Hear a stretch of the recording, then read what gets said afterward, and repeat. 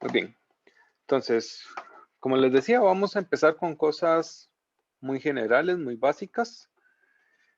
Tal vez algunos lo van a ver de como muy sencillo, que por qué estamos repasando esto, pero bueno, la idea es que todos podamos ir al mismo nivel y bueno, tal vez hay algunos que no vieron esto en mucha profundidad, entonces siempre es bueno repasarlo nuevamente. Entonces vamos a empezar con los estados de la materia. Nosotros tenemos tres estados básicos de la materia, que son el sólido, el líquido y el gaseoso. ¿Qué características tiene el estado sólido? Si me ayudan ustedes. Que sus moléculas son ordenadas, que tienen una forma definida. Ajá, muy Como lo- bien.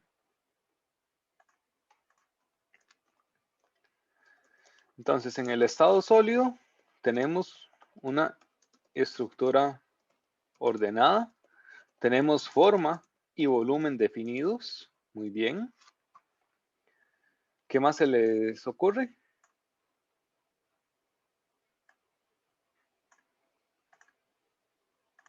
Las partículas no se pueden mover, lo más que pueden es como vibrar o algo así, creo. Ok, muy bien. Tenemos movimientos de vibración en las partículas. De hecho, bueno, acá en la animación se puede ver un poco mejor. No es que las partículas estén quietas por completo, sino que tienen entre sí un cierto movimiento de vibración. Y eso es bastante importante. Luego tenemos el estado líquido. ¿Qué características tiene el estado líquido? No tiene forma definida porque toma forma en el base en el que esté y sus partículas se mueven y son un poquito más libres que en las del estado sólido. Ajá, muy bien. En el estado líquido tenemos un volumen definido, pero adquiere la forma del recipiente, entonces no tiene forma definida.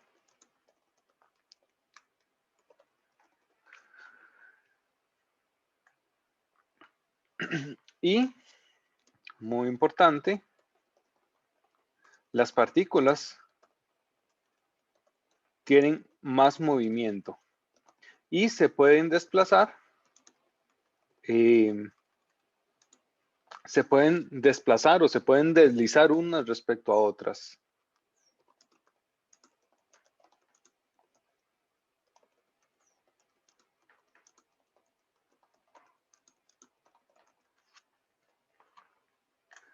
Muy bien. ¿Y qué me pueden decir acerca del gas, del estado gaseoso?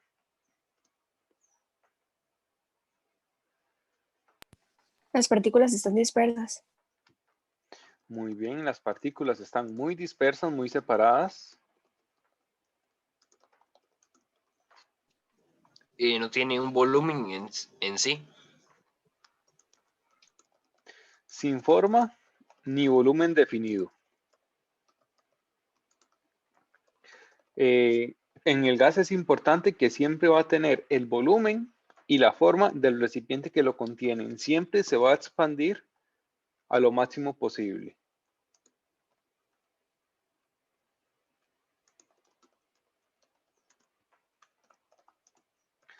¿Algo más?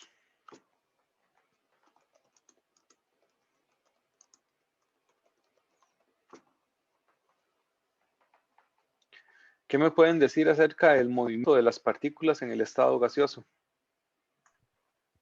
Está muy alocado. Eh, Se mueven Es una por forma de todos lados. decirlo. Las partículas se mueven muy rápido. O mucha entropía o algo así. Sí, sí, las partículas son muy energéticas, es la forma de decirlo. Y entre más energía, pues más rápido se mueven las partículas. Ahora, acá tenemos que, digamos, tomar en cuenta que los estados siempre tienen bueno, las partículas siempre están en una competencia.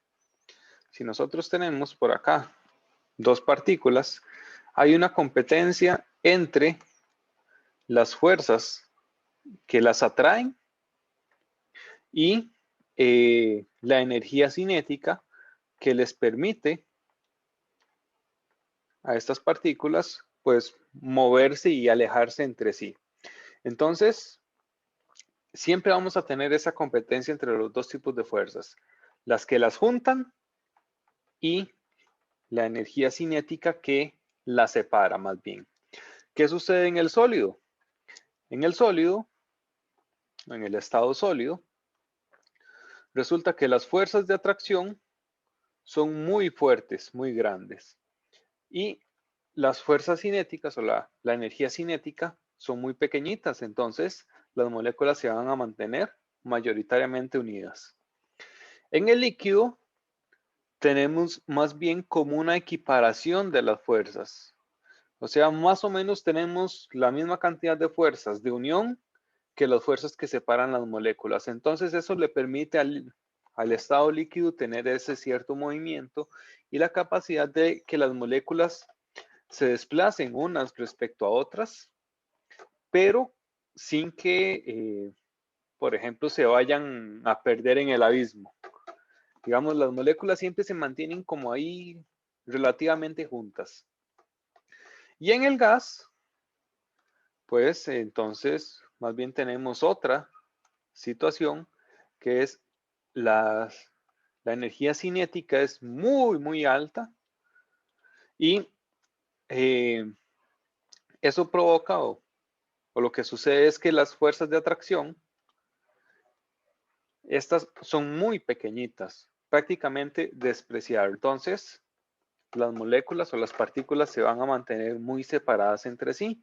No hay prácticamente fuerzas que las mantengan unidas. Entonces, por eso en el gas siempre vamos a tener ese comportamiento tan alocado. Ahora sí, muy bien.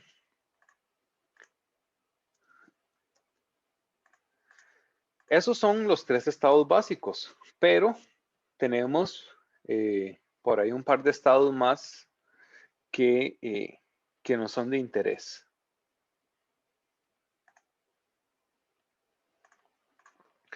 Muy bien. El primero es el estado de plasma, que el estado de plasma podríamos verlo como una evolución del estado gaseoso. En el estado de plasma también vamos a tener, digamos, las propiedades del estado gaseoso son partículas muy energéticas, separadas entre sí, que se mueven a altas velocidades, pero la diferencia principal entre el estado gaseoso y el estado plasmático es que en el plasma no hablamos de moléculas, sino que en el plasma hablamos de iones, de partículas que tienen alguna carga. ¿Y por qué sucede esto? Bueno, supongo que ustedes conocen como la representación que siempre se ha hecho de un átomo, donde tenemos en el centro el núcleo y alrededor tenemos los electrones. ¿Qué sucede o cómo es que se llega al estado plasmático? Bueno, si nosotros tenemos dos átomos a alta energía, o sea, con mucha velocidad, y esos dos átomos chocan entre sí, como van tan rápido, como tienen tanta energía, pues de ese choque no puede salir nada bueno. ¿Y qué sucede? Y simplemente después del choque, resulta que esos átomos pierden algunos de sus electrones. Entonces, tenemos por un lado las cargas negativas, los electrones, que se van solitos, se desprenden del átomo. Y tenemos también, digamos, el núcleo con el resto que haya quedado, que estos, como perdieron electrones, como perdieron cargas negativas, entonces ellos van a quedar más bien con una carga positiva.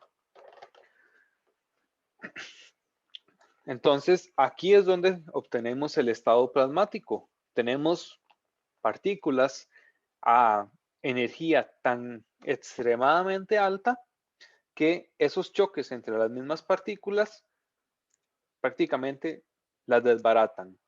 Y cuando se desbaratan, cuando se rompen, entonces nos quedan iones, nos quedan partículas cargadas, que esas partículas cargadas de alta energía, a eso es a lo que se le conoce como el plasma.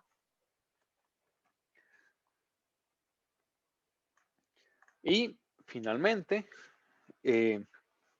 al otro extremo, más bien una evolución del estado sólido, podría verse de esa manera, es el condensado de Bose-Einstein. ¿Qué es el condensado de Bose-Einstein? Bueno, este es un poquito más complicado de explicarlo y entenderlo, pero esta imagen, digamos que fue la que me encontré que me ayuda mejor a explicar el condensado. Nosotros en los sólidos, recordemos, tenemos una forma definida, tenemos partículas que se mueven muy poco, solamente con movimientos de vibración, pero eso es importante, se los vuelvo a repetir, las moléculas o las partículas siempre siguen teniendo movimiento. Si nosotros seguimos enfriando mucho, pero mucho, hasta llegar a temperaturas cercanas al cero absoluto, o sea, a los 0 Kelvin o menos 273 grados Celsius, que es lo mismo, a temperaturas muy cercanas al cero absoluto, resulta que los átomos ya pierden incluso ese movimiento de vibración y se consideran, digamos, lo que sería un estado muy básico, un estado basal. Cuando llega a ese punto, resulta que si nosotros, en vez de tener un montón de átomos juntitos, ese grupo de átomos se comporta como si fuera un solo átomo muy grande, lo que se conoce como un superátomo. Entonces, cuando tenemos esa situación de muy poca energía, donde un conjunto de átomos que están unidos, bueno, o que están cercanos, se aglomeran y se comportan como un superátomo, como si fuera una sola partícula, entonces en ese momento es que podemos decir que se obtiene el Bose-Einstein. Y esto que vemos abajo es una gráfica de una distribución de velocidades. ¿A qué se refiere esto? Bueno, aquí está en 3 dimensiones, pero podemos tenerla en 2 dimensiones. Profe, una pregunta. Sí, Digamos, ¿por qué, o sea, cómo es que se comportan como un solo átomo, digamos, como un superátomo? ¿Qué es lo que hacen para que, digamos, se comporten como un solo átomo?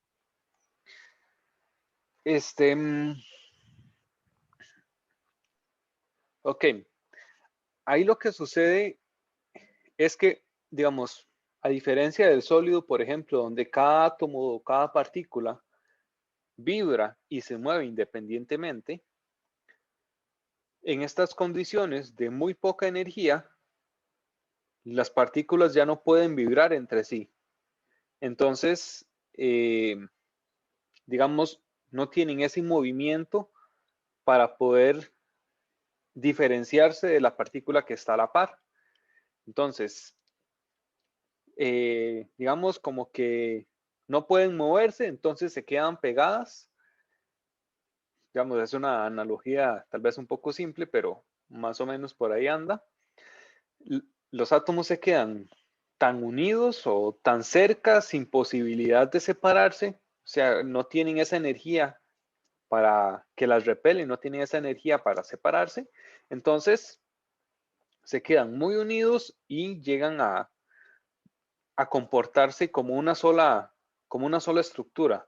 Digamos, siguen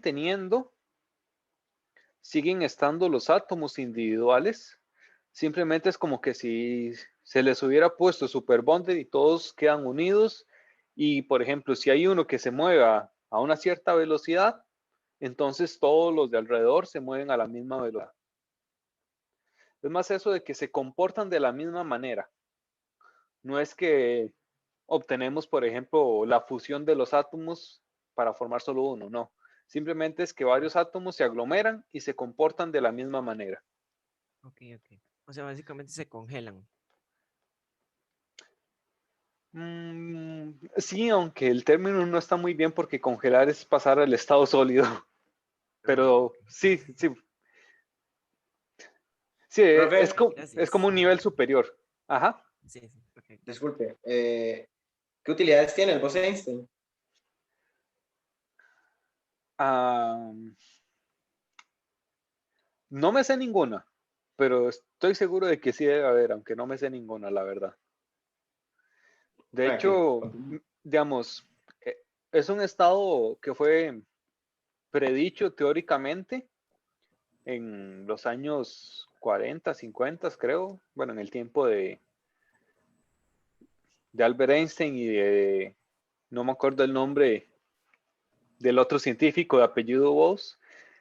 Ambos llegaron a la misma conclusión de que tenía que existir este estado, pero fue simplemente un descubrimiento teórico y fue, si no me equivoco, hasta los años 90 cuando ya se logró demostrar experimentalmente que existía el estado Bose-Einstein. Profesor. ¿Y Ajá. se puede dar en la naturaleza? ¿Se puede dar en la naturaleza? Bueno, en el universo. Muy buena pregunta. Si se da, sería, por ejemplo, en el espacio exterior con temperaturas sumamente bajas, pero no sé si se ha descubierto naturalmente. Ok. Creo que sería difícil encontrarlo, porque, bueno, en el espacio además hay muy pocas partículas. Digamos, no es un vacío absoluto, siempre hay por ahí algunos átomos flotando, pero son muy poquitos. Entonces, al estar los átomos tan separados, vería difícil que se logre la formación de un superátomo. Entonces, así como en el espacio como tal, lo vería un poco difícil, tal vez en algún tipo de ser celeste, de cuerpo celeste con temperaturas muy bajas, condiciones muy específicas tal vez, pero no podría decirle en este momento. Ok, bueno, lo que les decía, lo que vemos acá abajo es un gráfico de distribución de la velocidad.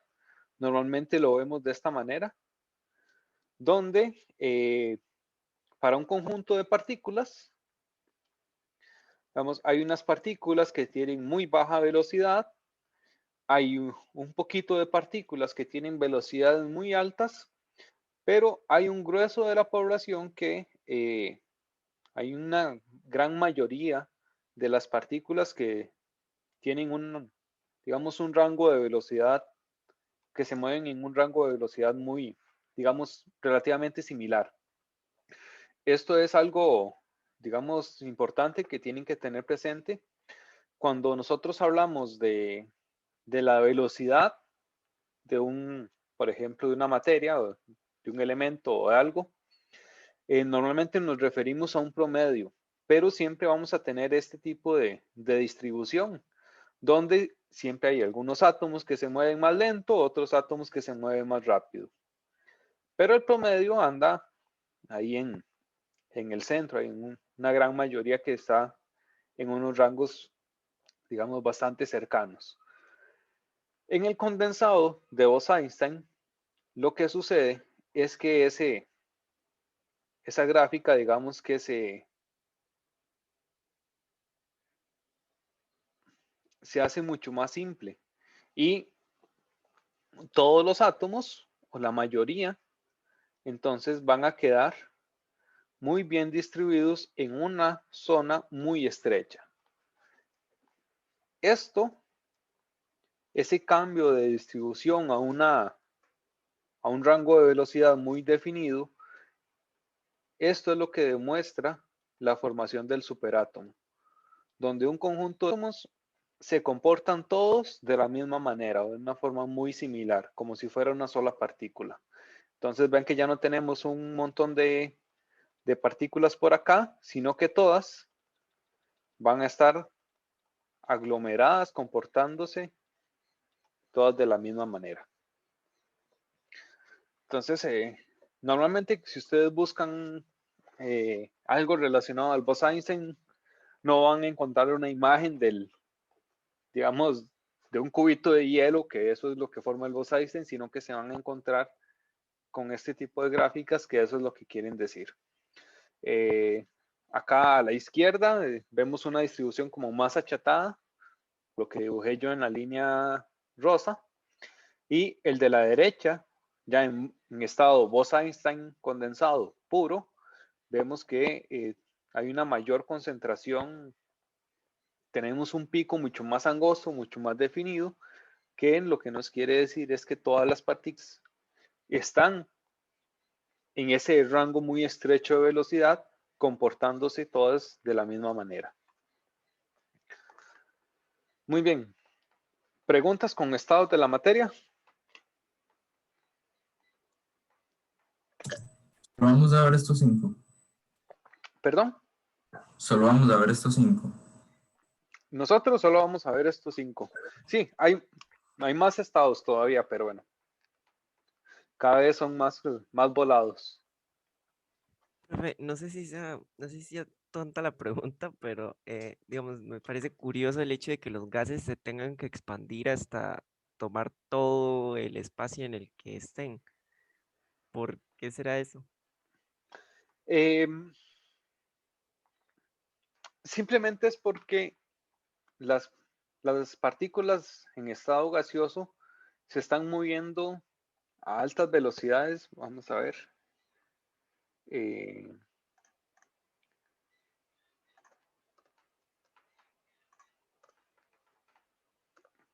Bueno, sí, creo que por aquí tengo un poquito más de campo para dibujar. Profe, Muy bien. Ajá. una pregunta. ¿Esto del movimiento de las partículas no tiene que ver con las cargas electromagnéticas entre cada átomo o algo así?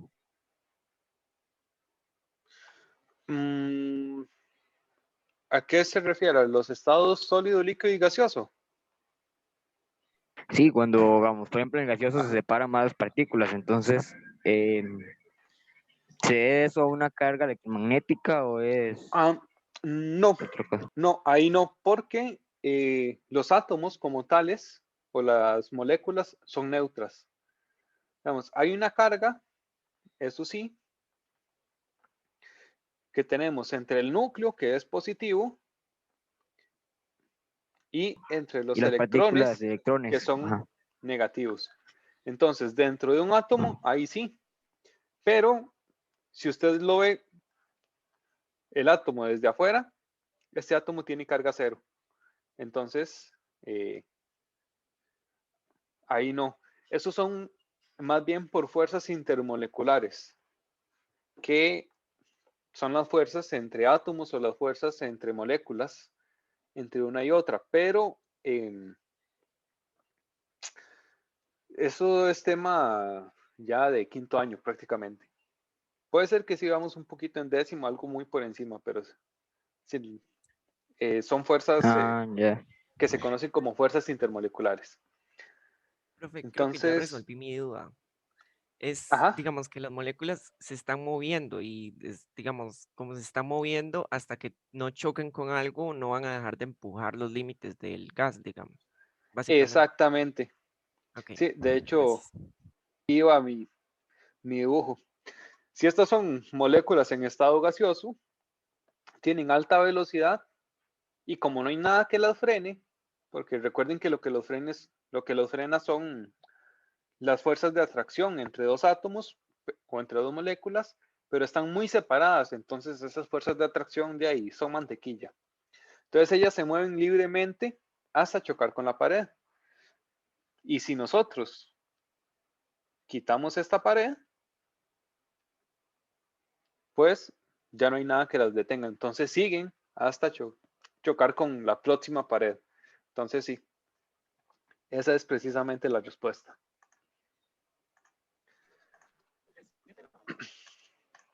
Muy bien. Entonces, ok. Repasamos los cambios de estado. Bueno, repasamos los estados de la materia. Entonces, repasemos también los cambios de estado. De aquí hay, digamos, dos cosas importantes.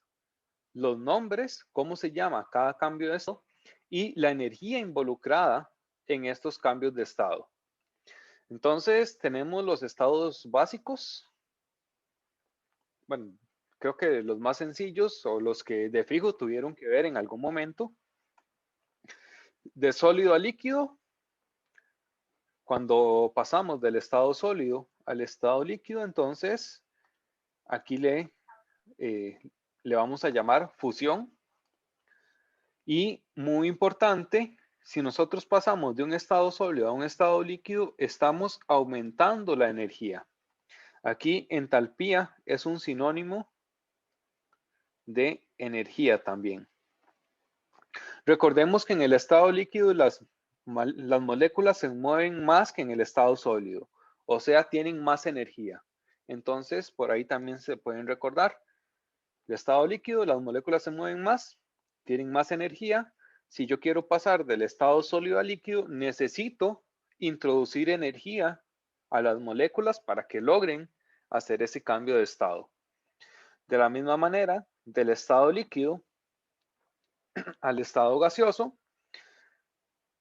esto lo conocemos como vaporización o también evaporación, y también estamos aumentando la energía. Pasamos de moléculas que simplemente se desplazan unas respecto a otras a moléculas que están muy separadas entre sí. Entonces también tenemos que aumentar la energía para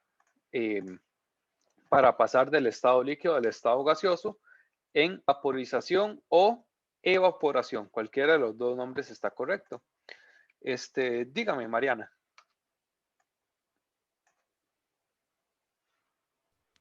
Profe, ¿usted nos va a pasar la clase grabada? Sí, ahora en la tarde yo le subo la clase a YouTube y les paso el link. Y también esas presentaciones que uso, yo las voy a poner en Edmodo. Profe, yo tengo una duda. Sí, dígame. ¿El plasma solo se da cuando cuando se hacen cationes? Iones en general. Se da igual entonces con aniones. Sí, pero Es que digamos, si usted forma un cation, usted tuvo que quitar una parte negativa, que son los electrones. Entonces esos electrones ya andan por ahí sueltos, que también como tienen carga negativa podrían considerarse como aniones. O sea, los electrones solo se consideran aniones. O sea, solito un electrón es un anión. Solito un electrón podría considerarse como una partícula aniónica, una partícula con carga negativa.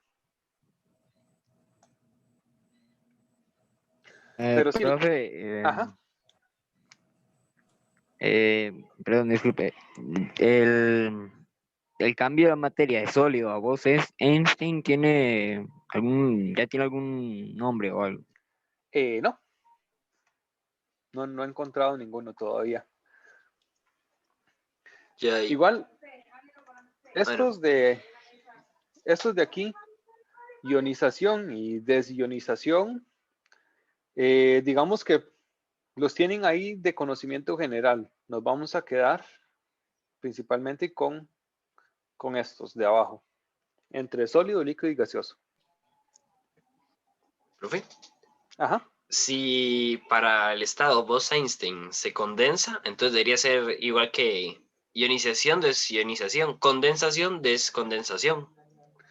Bueno, no sé. No, es que la condensación ya está definida para el paso entre gas y líquido. Sí, no me había fijado. Qué oso. Este, Entonces no he dicho nada.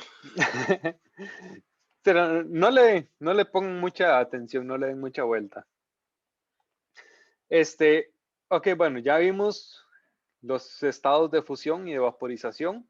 Ahora, los estados opuestos, para pasar de gas a un líquido, más bien estamos bajando la energía, estamos quitando la energía a las moléculas porque pasamos de moléculas que se mueven muy rápido, muy separadas entre sí, a unas moléculas que están juntas y que simplemente se desplazan unas respecto a otras. O sea, tienen menos energía, les estamos quitando la energía. Igual, para pasar de líquido a sólido, también le quitamos un poco más de energía a las moléculas y ya las obtenemos en un estado donde solamente se mueven por vibraciones. Y luego los dos cambios de estado, creo yo, que generan un poco más de problema. Cuando pasamos directamente del estado sólido al estado gaseoso, eso lo llamamos sublimación. Y es un cambio de estado donde en ningún momento obtenemos líquido de por medio. Es decir, no es que nosotros pasamos a líquido y muy rápido pasamos a gas. No, es un cambio directo del estado sólido al estado gaseoso. Y, por ejemplo, ¿dónde podemos verlo?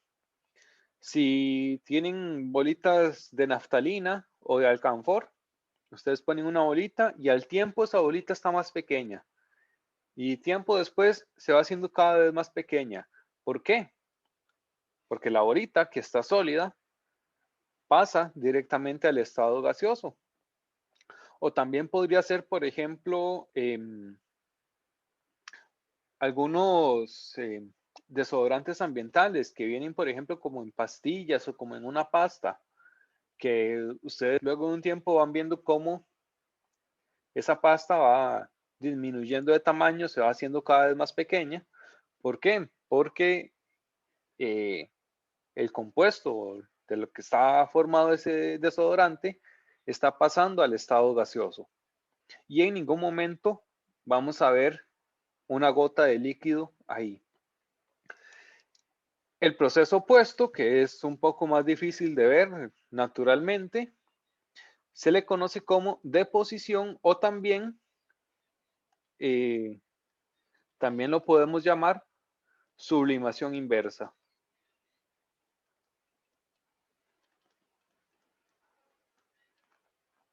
Y este ocurre cuando tenemos alguna sustancia en estado gaseoso y empieza a depositarse como partículas sólidas sobre alguna superficie. Entonces tenemos el cambio directamente del gas al sólido. Y bueno, aquí no, la verdad no se me ocurre ningún ejemplo así cotidiano que pueda ayudarme a ejemplificarlo. En el laboratorio sí se puede llegar a ver este cambio de estado, pero naturalmente me parece que es un poco más difícil, más complicado. Bueno, creo que acá no hay mucha complicación con los cambios de estado. Creo que ahí me puse a ver los resultados, las respuestas, y creo que algunos tal vez se olvidaron de los nombres o de algunos nombres, entonces simplemente que los repasen y se los aprendan de memoria.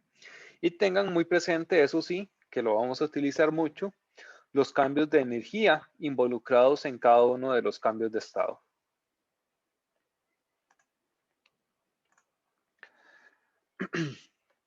Ok.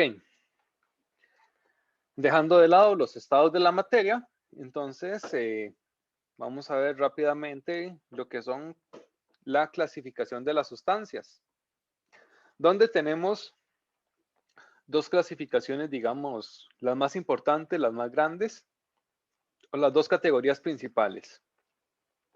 Una sustancia podemos clasificarla como una mezcla o como una sustancia pura. ¿Cuál es la diferencia? En una sustancia pura vamos a tener una mezcla, valga la redundancia, entre dos o más sustancias distintas. Cada una de esas sustancias sigue manteniendo sus propiedades individuales. Y muy importante, tienen composición variable. Es decir, podemos, si tenemos dos sustancias A y B, podemos mezclar un 50% de A y un 50% de B, o podemos mezclar un 90% de A y un 10% de B, o podemos incluir una C que también tenga por ahí algún porcentaje. Entonces, A va a seguir siendo A, B sigue siendo B, C sigue siendo C. Cada uno es una sustancia individual con sus propiedades específicas y podemos mezclarlo en cualquier proporción. En las sustancias puras, entonces, cada sustancia pura va a tener unas propiedades definidas que no van a cambiar y no pueden cambiar.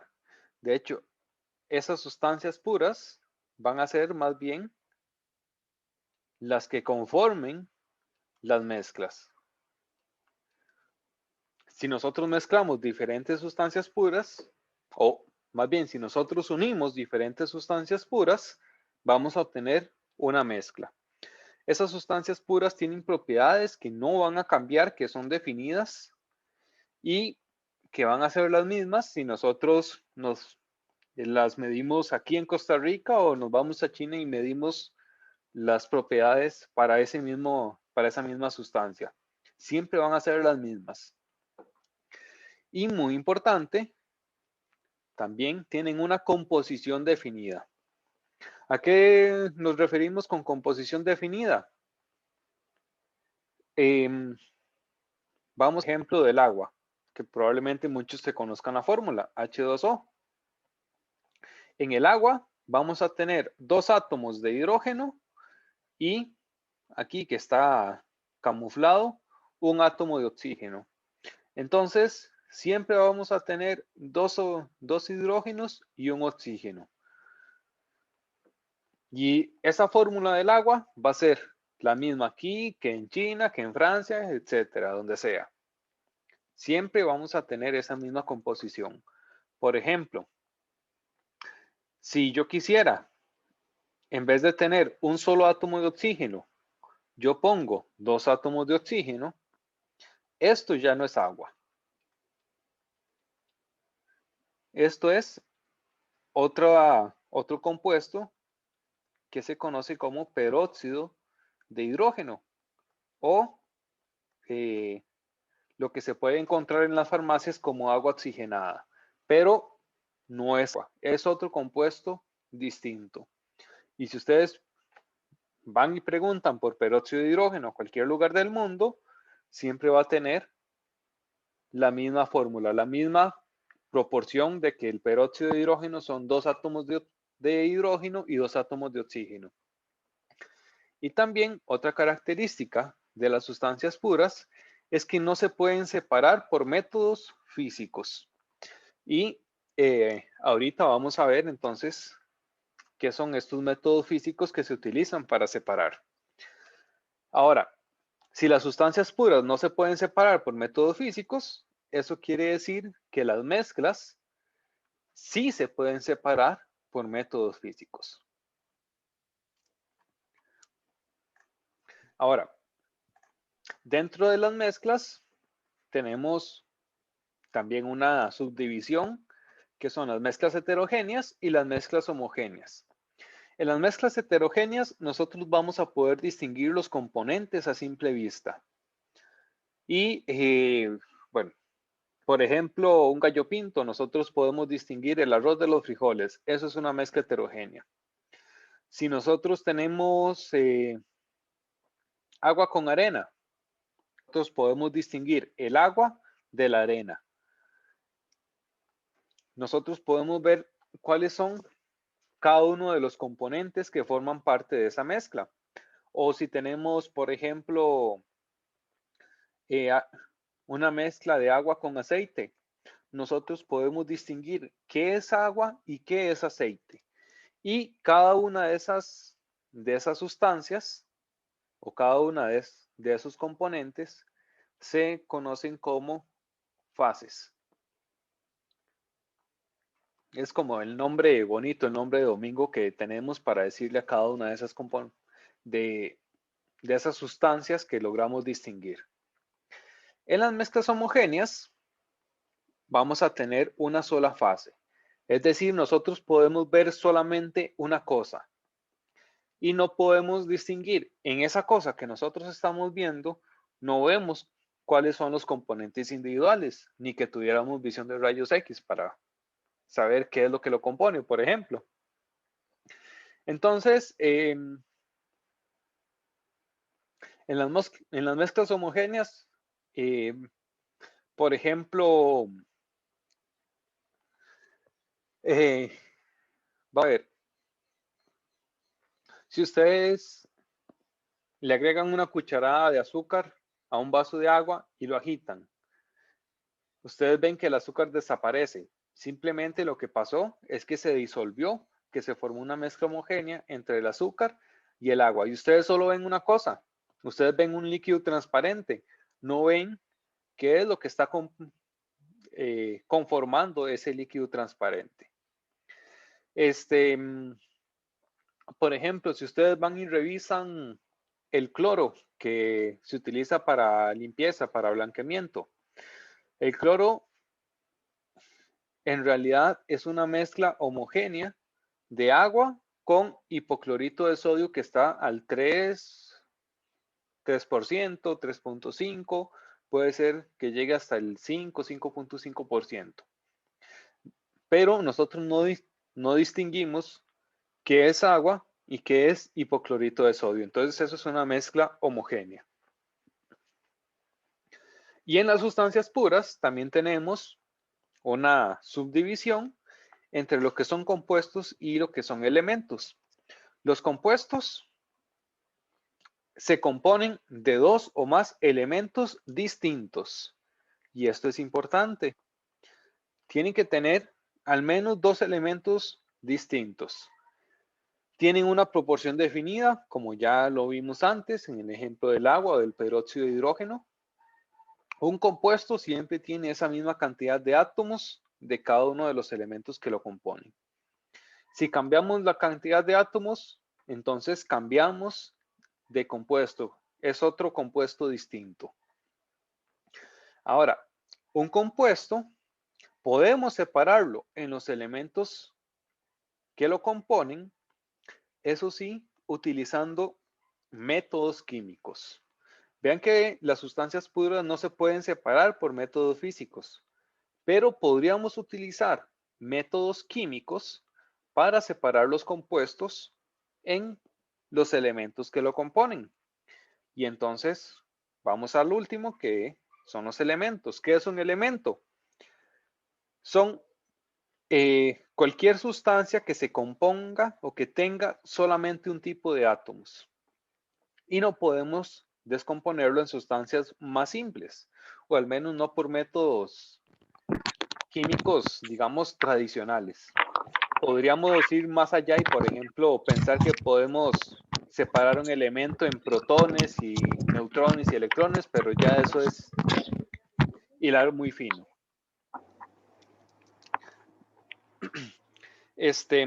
Ahora, con esto, los elementos se componen de un solo tipo de átomos. Esto quiere decir, ok, ¿qué pasó por ahí? Ok, esto quiere decir que si nosotros tenemos un átomo de hierro, eso es un elemento. Si nosotros tenemos un átomo de carbono, eso es un elemento. Pero ¿qué pasa si, por ejemplo, tenemos una molécula de oxígeno? Eso parecen unos ojos. Una molécula de oxígeno que es O2. Esto también es un elemento porque solamente tiene un tipo de átomo, que es oxígeno. Solamente tiene un elemento. No quiere decir que solamente tenga un átomo, sino que solamente tiene un tipo de elemento conformando esa sustancia. O podríamos, por ejemplo, tener el ozono. El O3 sigue siendo un elemento. ¿Por qué? Porque solamente tiene átomos de oxígeno. ¿Son 3 átomos? Sí, pero son el mismo tipo de átomos. Entonces también se considera elemento.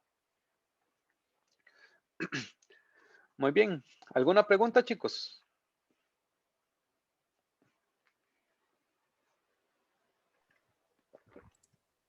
Y pues yo creo que no. Por mi parte no. Muy bien. Ajá. ¿Qué ejemplos de Dígalo. separación química podríamos usar, digamos? Porque física podríamos decir centrifugación, Ajá. Centrifugado. evaporación, pero ¿y los químicos cuáles podríamos? Electrólisis. Los químicos podrían ser, por ejemplo, sí, electrólisis, aplicar una corriente eléctrica y eso provoca la separación de los átomos. Por ejemplo, si se hace electrólisis en el agua, entonces obtenemos hidrógeno y oxígeno por aparte. Hay también, por ejemplo, electrólisis del cloruro de sodio, de la sal de mesa, y entonces ahí obtenemos sodio y cloro, elementos, y los obtenemos por aparte. Otra forma podría ser, por ejemplo, mediante reacciones químicas. Nosotros podríamos utilizar alguna reacción para separar algún compuesto, o en algunos casos incluso podría funcionar también la descomposición. Por ejemplo, vamos a ver, si nosotros tenemos el SO3 y nosotros calentamos, ese triangulito significa aplicar calor o calentar, dicho comúnmente. Se puede obtener, el SO2 y oxígeno. Entonces, bueno, no lo separa por completo, pero sí obtenemos el oxígeno, digamos, por aparte. Entonces, todo eso son métodos químicos, métodos que impliquen un cambio en la composición. Profe, y si usted siguiera aplicando calor, ¿qué pasaría con el compuesto inicial?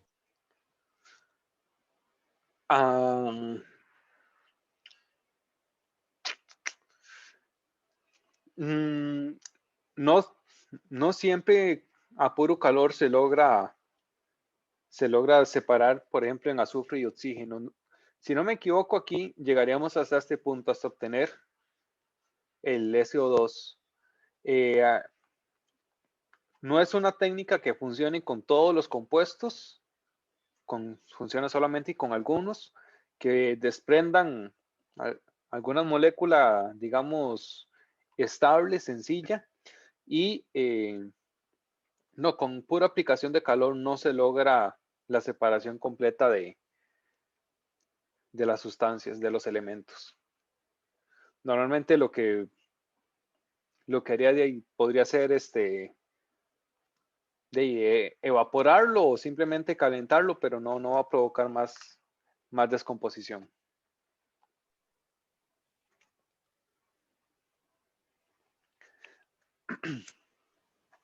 Ok, bueno, si no hay más preguntas, entonces... Profe, Sí. algo Ajá. fuera un poco del tema. Con respecto al grupo de WhatsApp, nosotros, bueno, Janeri nos había dicho que fuésemos creando grupos. Ajá. Pero lo mismo, para que fuese más fácil a la hora que los profesores quisieran, ¿verdad? Entonces era para saber si nos podía dar su número de teléfono para que lo agregáramos al grupo. Sí, claro. Más fácil que lo hagan ustedes y así me ahorran el trabajo a mí. Se los voy a poner en el chat. Profe. Ajá. no hay una, como un proceso químico, una separación química que se llama como una mezcla saturada, algo así. ¿Mezcla qué, perdón? Saturada. Mezcla saturada, no. Es que lo he escuchado para un experimento de hacer cristales de sulfato de cobre, que hay que hacer algo Ujú. saturado, pero no sé qué es. Sí, no, Este, es un proceso físico, ok. pero no es un proceso físico de separación como tal, no funciona para separar, sino que lo que hace es poder obtener el sólido, el sulfato de cobre, como un cristal, digamos, muy bonito. Es una técnica para obtener cristales grandes que en algunos casos funciona para algunos análisis que se hacen ya muy, muy específicos. Pero no es un, Creo que, de hecho no se consideraría como una técnica de separación. ok. Creo que ya me acordé del nombre, una solución saturada, creo que era, Ajá, pero sí, ya, sí. ya entendí. Bueno, Sí, lo gracias. que hacemos es, digamos, imagínense que en vez Ujú. de sulfato de cobre, usted lo hace con sal. Agarra un vaso de agua y le echa una cucharada de sal, la disuelve. Le echa otra cucharada y así se va hasta que ya no se le disuelva más. Lo que se hace en esa técnica es, bueno, después, eh, bueno, cuando se está disolviendo se calienta un poquito para ayudarle a que se disuelva y después se deja enfriar. Entonces, una parte de la sal que usted agregó se va a precipitar, va a formar otra vez esos cristales bonitos de la sal, pero puede ser que formen cristales más grandes, o sea, granos más grandes de los que uno agrega normalmente. Pero siempre hay un montón que va a quedar disuelto en el agua. Ujú.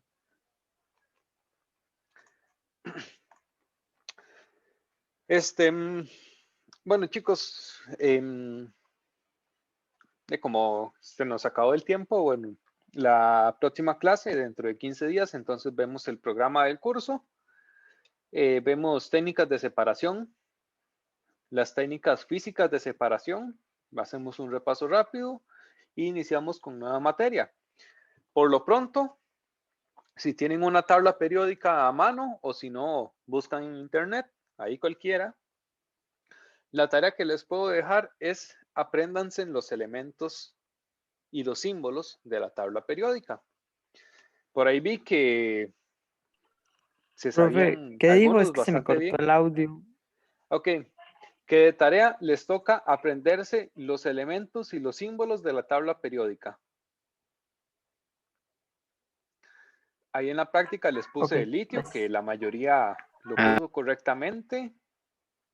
No recuerdo cuál otro, pero por ejemplo, si yo les digo este de acá, bueno, ahí en la tabla está el nombre, abajo dice rutenio, pero si yo les doy solamente el símbolo, ustedes deberían saber que el Ru es el rutenio, que el Ga es el galio, o por ejemplo, que el símbolo del potasio es K y no P, porque P es fósforo. Y fósforo no es F, porque F es flúor. Y que yodo es la I latina y que la Y es itrio. Y hay bastantes que pueden llegar a ser bastante confusos. Por ejemplo, bueno, cobre es Cu y Co no es cobre, Co es cobalto. Y vamos a ver qué otro, bueno, estaño es Sn, antimonio es Sb. Ven, digamos, hay algunos que sí son muy, muy intuitivos, pero hay muchos que son tramposos. Por ejemplo, algunos que se confunden, magnesio, que es Mg, y manganeso, que es Mn. Entonces, si tienen un tiempo, bueno, en la tarde y durante la semana, cuando puedan, entonces váyanse estudiando la tabla periódica y voy a ver si me encuentro, tal vez hay alguna práctica en línea que sea un poquito interactiva para que ustedes prueben a ver cuántos elementos se saben. Bueno, chicos, entonces, sí, Profe, los números atómicos y eso también tenemos que aprendernos. no, por ahora, nombre y símbolo de los elementos. Los números atómicos no se los tienen que aprender porque nosotros vamos a trabajar siempre con una tabla periódica. Va a ser una tabla periódica muda, que no tiene los nombres, pero sí tiene los números atómicos y las masas. Entonces, nosotros en química siempre vamos a tener, digámoslo así, de chuleta, la tabla periódica. Y de hecho, bueno, lo vamos a ir viendo más adelante. Lo que yo les voy a enseñar es a sacarle el máximo provecho posible a la tabla periódica. Porque ustedes ven la tabla periódica y sí, bueno, ahí tiene el número atómico, tiene la masa, tiene el nombre y tiene el símbolo. Pero solo esa información está en la tabla periódica. Bueno, pues les digo que no. Hay mucha información que nosotros podemos extraer de la tabla periódica, de cómo están ordenados los elementos en la tabla periódica, que de hecho por eso fue un hito tan significativo la creación de la tabla periódica, porque la forma en que están ordenados y que están acomodados los elementos nos dicen muchas cosas que simplemente hay que saber leer, saber interpretar y que no están ahí puestas explícitamente. Entonces, eso va a ser en realidad el curso de química durante gran parte del semestre, poder leer toda la información que viene en la tabla periódica.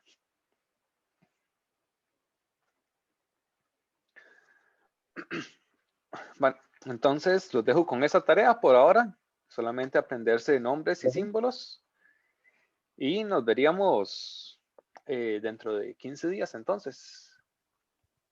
Bueno, chao, profe, Bueno, gracias. profe, yo tengo una Pero ya, pregunta. profe. Muchas gracias.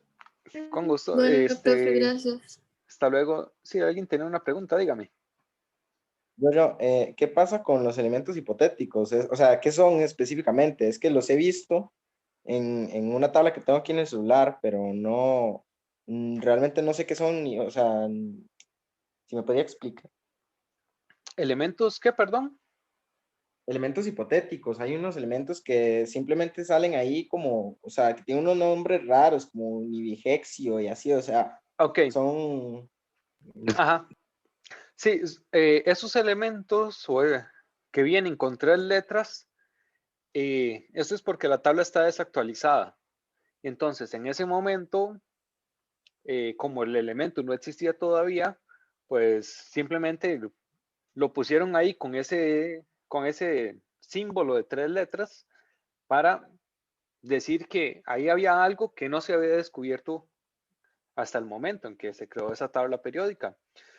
Los símbolos siempre tienen 1 o 2 letras máximo. Esos 3, bueno, pues ya estaban ahí esperando a ser completados. Pero si usted ve esta tabla que yo puse ahora, esta es la tabla más actualizada. Ya se conocen hasta el elemento 118, ya fueron descubiertos. El último, si no me equivoco, me parece que fue el 114. Me parece que fue el último que se descubrió y ya con eso se completaron los 118. Entonces, ya esta tabla estaría bien, ya con todos los nombres y los símbolos correctos y actualizados. Y a esos que vienen con 3 letras y esos nombres raros, simplemente no les haga caso. Ok, profe, entonces, y esos elementos solamente se pueden materializar artificialmente, no existen de manera natural, ¿no? A partir del 95, a partir del americio, todos son sintéticos, todos son hechos en laboratorio. Laboratorios. Bueno, interesante. Gracias, profe. Con gusto. Ahora sí. Chao. Hasta luego, profe, gracias. Bueno, hasta luego. Hasta Que luego, vaya bien. profe. Gracias. Gracias. Luego, profe, muchísimas Chao, gracias. profe, muchas gracias. Chao, Hasta profe. luego, Gracias. profe. Chao, profe, muchas gracias.